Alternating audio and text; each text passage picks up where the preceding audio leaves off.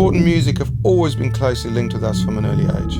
It started with skateboarding and surfing in South Africa. When we moved to England in our early teens, skateboarding was at its height, so we slotted straight into the competition scene, winning several British and European titles.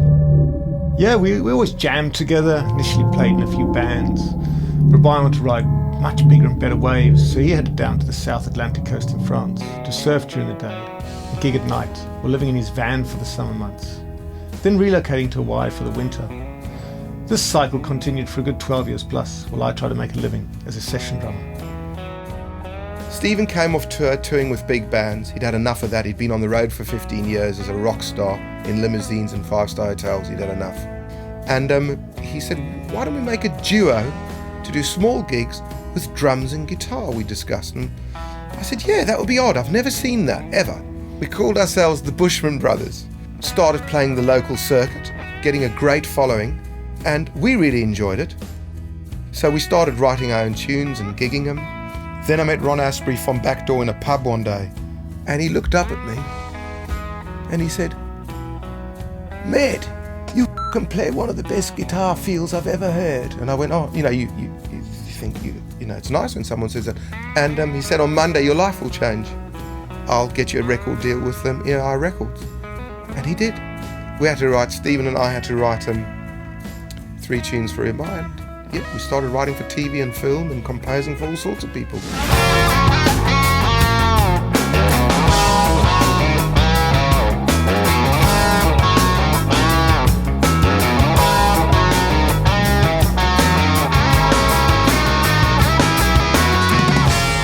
Yeah, the Tone Tonic album was always simmering away on the back burner. We had heaps of ideas lying around, which had been gigging and demoing in the studio.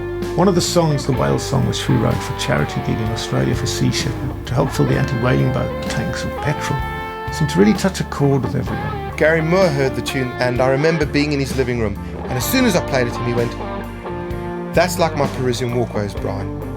You write one of those in a lifetime.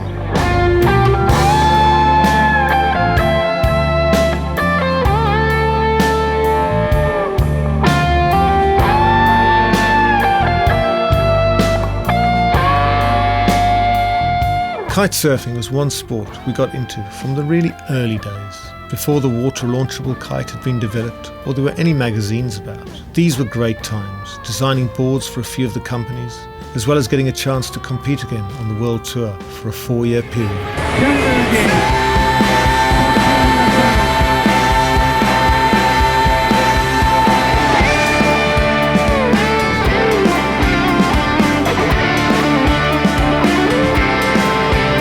On our latest album, Feels Like Hollywood, we really wanted to add strong vocal element. Paul was someone we always had in mind, although he came from a more indie scene. Yeah, in my younger years, played in various indie bands. One was called The Laughing Trees and one called Chrome Yellow, that we had major interest from Miles Copeland and IRS Records, but unfortunately it didn't pan out.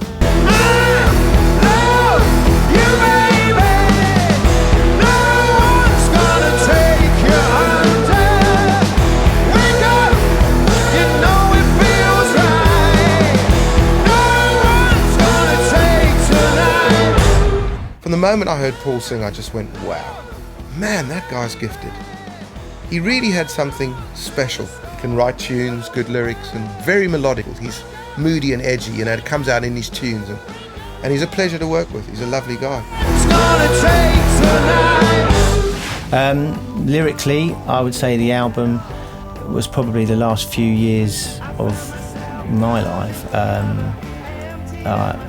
With relationship breakdown, I also suffered from depression for a period, and kind of almost bordered on not going anywhere. It was, in a funny sort of way, the Bushman Brothers kind of got me out of a hole.